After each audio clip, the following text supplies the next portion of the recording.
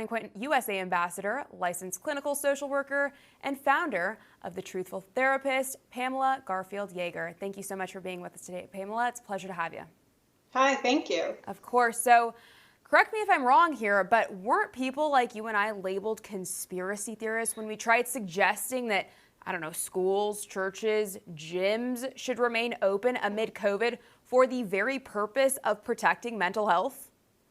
Yes, we were screaming from the rooftops, yet people wouldn't listen. We were silenced over and over again. And me as a therapist I was so dumbfounded about how other mental health people weren't also screaming from the rooftops. Yes. Because this is so obvious. It's just, would you need a degree? I don't think so. We all know that people need human contact, especially children, especially the elderly. All of us need that. And it's really important to all of our mental health. And now the Surgeon General has confirmed it's important to our physical health, too. Yeah, absolutely. It certainly doesn't or shouldn't take a licensed physician to connect the dots here. I think common sense is severely lacking in today's world, too. That might be another epidemic we're facing. But speaking of the Surgeon General, he's now coming forward and saying that this widespread loneliness poses the same health risks as smoking up to 15 cigarettes a day.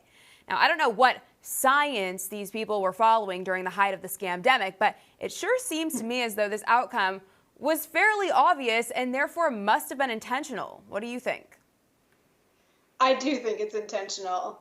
Yeah. I mean, how is this not obvious? Like we just said, we knew that this was going to have detrimental effects. Well, me as a therapist and a social worker who's worked in schools and in clinics, I'm aware of child abuse and domestic violence and how all those things were going to get worse when people are locked down, when people aren't able to get to their jobs, when people aren't able to produce and do things that have meaning in their life, when people aren't able to exercise, go to church, all of the things that are important in life.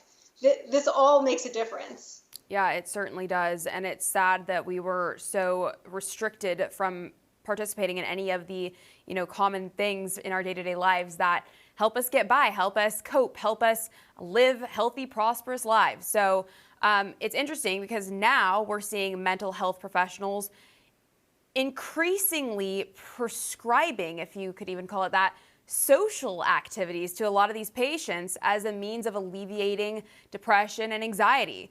Pamela, I remember it wasn't really that long ago, before the days of cell phones and a tyrannical government, of course, that people just naturally went outside to socialize. I mean, I am a millennial, and I remember the good old days of just going outside and playing with friends. Kids didn't have depression and anxiety like they do now. So what's the difference here? Why is this happening? And do we really need a prescription to state the obvious?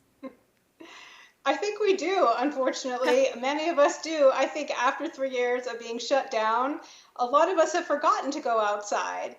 I personally had lost my job due to the vaccine mandates, and I spend more time at home than I should, and I have to push myself to go outside. We're all living a different life. We're feeling the aftermath of all of this. And now, unfortunately, we need to be reminded that being outside, smiling at strangers, making contacts with old friends, making contacts with current friends, going out and volunteering, going to church, all of those things are extremely important to our health and to our well-being.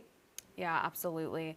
I think if the government really cared, they would be doing more to, restrict children's access to dangerous internet content, which is also an issue that's spawned from lockdowns. People are just flat out addicted to their phones and social media.